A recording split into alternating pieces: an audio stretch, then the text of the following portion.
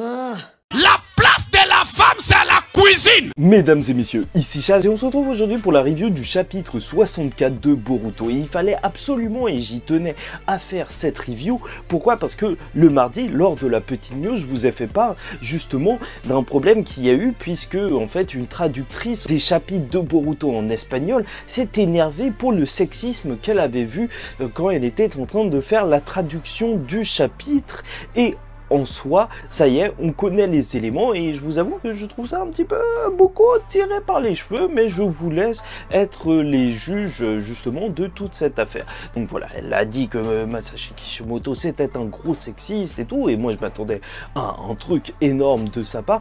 Et en gros, lors de ce chapitre, tu vois que Naruto, il est là avec Shikamaru, il va partir avec Shikamaru affronter Code et donc aider Kawaki et Boruto, qui sont plus ou moins les deux enfants d'Hinata, et donc Hinata en plus qui ne veut pas laisser son mari seul, parce que on sait que vu que Naruto maintenant il n'a plus Kurama, tout le monde a un petit peu peur pour lui, elle veut l'accompagner. Et à ce moment là Naruto il va lui dire mais qui va s'occuper d'Imawari, il faut que tu restes là.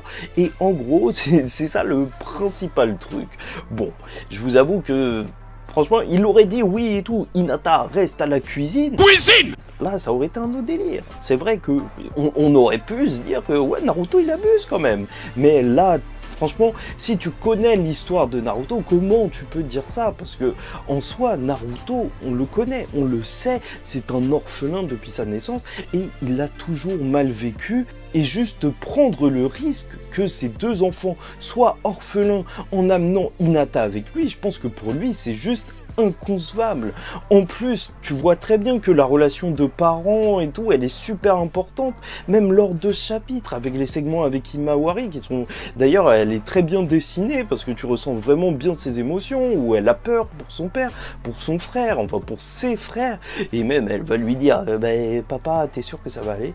Hey, oh, c'est qui le papa ici? Tu sais qui je suis? Mais oui, on sait, le Nana Daime, Naruto Uzumaki. Bien sûr qu'on va pas avoir peur pour lui. Non, en vrai, on a un petit peu peur. Et voilà, en gros, je trouve ça un petit peu abusé. Et c'est vrai qu'au niveau de la traduction, apparemment, il y a des termes qui font un petit peu familier lorsqu'il parle à Hinata, pas des insultes. Mais voilà, en vrai, familier. Donc, c'est assez normal qu'il parle de manière un petit peu moins soutenue avec sa famille. Mais bon, bref, voilà tout pour cette polémique, mais je voulais la conclure au moins en vidéo, parce que vu que j'en ai parlé, il fallait absolument terminer cette histoire. Après, quand on revient globalement sur le chapitre, ce qui était ouf, surtout pour Naruto, c'était de le revoir en mode seinen. Moi, personnellement, vu que mon arc préféré c'est Pain, c'est juste incroyable de le revoir comme ça fait juste super plaisir. En plus, on apprend que, voilà, maintenant il utilise beaucoup mieux le mode seinen avec l'expérience, il est beaucoup plus doué, et donc ça peut durer plus longtemps, et même ses clones, ils ont l'air un petit peu différents d'habitude, donc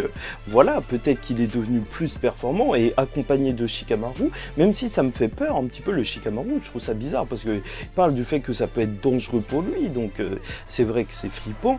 Je pense qu'avec son intelligence, ça peut vraiment le faire. Mais bon, il doit y aller parce que quand même, c'est ces deux gosses là qui sont en jeu. Après, au niveau du Kama lors de ce chapitre, parce que je vous rappelle que ça reste quand même assez mystérieux comme technique, c'est vrai que là, on comprend plus rien du tout parce que Boruto, il se relève et il peut encore contrôler son corps, un petit peu comme si Momoshiki il était plus là et il pouvait utiliser ses pouvoirs. Et tout ça, ce serait peut-être lié aux pilules, parce que sinon en fait on verrait pas trop à quoi ce serait lié, et tout le long du chapitre il va pouvoir se contrôler, mais il va y avoir des petits indices mystérieux comme Code qui dit que c'est vraiment pas possible que Momoshiki ait disparu, donc il a dû se passer quelque chose. Donc reste à voir quels sont véritablement les effets des pilules. Peut-être qu'en fait, certes, ça bloque Momoshiki, mais aussi que ça abîme son corps, vu que bien sûr, en tant qu'héritier du Byakugan, un Hyuga, au final, en vrai, il a un petit peu le même sang que les Otsutsuki, et ça expliquerait peut-être pourquoi il est tombé à la fin du chapitre. Peut-être qu'en vrai, il a vraiment des problèmes qui sont en train d'émerger à cause de ces pilules. Mais d'un autre côté, revoir Momoshiki, ça expliquerait peut-être pourquoi il y a une embrouille au bout d'un moment, il se fait griffer, et pourquoi en vrai son bandeau et justement son œil sont griffés lors du flashback. Mais quoi qu'il en soit, c'est vrai qu'il a mené un combat qui était vraiment très très propre contre Code. Je trouve que vraiment là, tu vois vraiment la différence, rien qu'avec son Rasengan et tout, qu'il a failli remettre en plein milieu de Code. Mais surtout, c'est sur l'écriture de Kishimoto que je trouve que son combat, il est vraiment différent, parce que les autres combats de Boruto, bah, c'est vrai qu'ils étaient un petit peu plus, je rentre dans l'art, et là, il est un petit peu plus dans l'analyse, j'ai trouvé, lors de ce combat. Après, pour le dessin, bah, je vous avoue que je suis pas super fan de celui qui dessine, parce que je trouve que c'est pas hyper dynamique, enfin en tout cas j'ai vu plus dynamique, mais son duo avec Kawaki, il marche extrêmement bien, les deux, ils sont complètement synchro, de toute façon ils se connaissent, ce sont des frérots, et ça se sent, et le Kawaki qui a tellement confiance en Boruto qui se dit, bon allez, on peut essayer de le taper, tu vois, au lieu de partir avec Code, je trouve ça vraiment génial. Après, le principal problème, et c'est pour ça qu'ils ont pas gagné, c'est que Code, en vrai, sa technique, elle est vraiment super puissante, et en soi, elle est vraiment très intéressante, je trouve, visuellement, à voir avec ses marques, où il peut sortir littéralement de n'importe où, n'importe quelle partie de son corps, même au bout d'un moment, il le fait sur le corps de Boruto, et ça, je trouve ça assez sympa, même comme image, et c'est une technique en plus que Boruto, il peut pas absorber, parce que il y a du fer de son propre sang dans, justement, cette technique, donc il peut pas absorber ça. C'est un petit peu comme les flammes du clone de Jiraiya, qui sont de réelles flammes, et pas juste un ninjutsu qu'il utilisait contre Ishiki.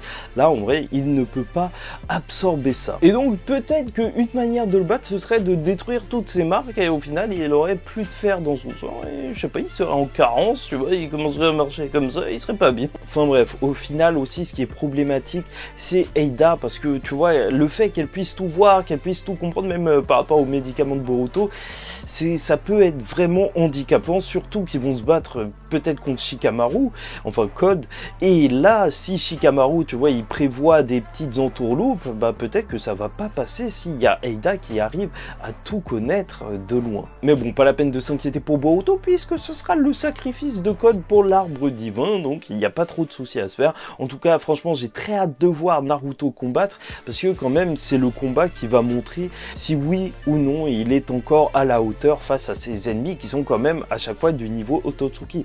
Même si en vrai, voir un gamin comme Code, j'ai du mal à croire qu'il est du niveau Otsutsuki, mais de toute façon, c'est prouvé. Et où est le Sasuke? Où est le Sasuke? Bon, bref. J'espère que vous avez apprécié cette review. En tout cas, pour moi, c'était un plaisir de vous la faire. N'hésitez pas à liker ou disliker la vidéo si ça vous a pas plu. Commentez, donnez-moi votre avis en commentaire sur tout ça. Et abonnez-vous parce que chaque mois, normalement, on parle de Boruto. Donc, pourquoi pas. Et en attendant le mois prochain, je vous dis ciao tout le monde. Faites très attention à vous et surtout, paix sur vous.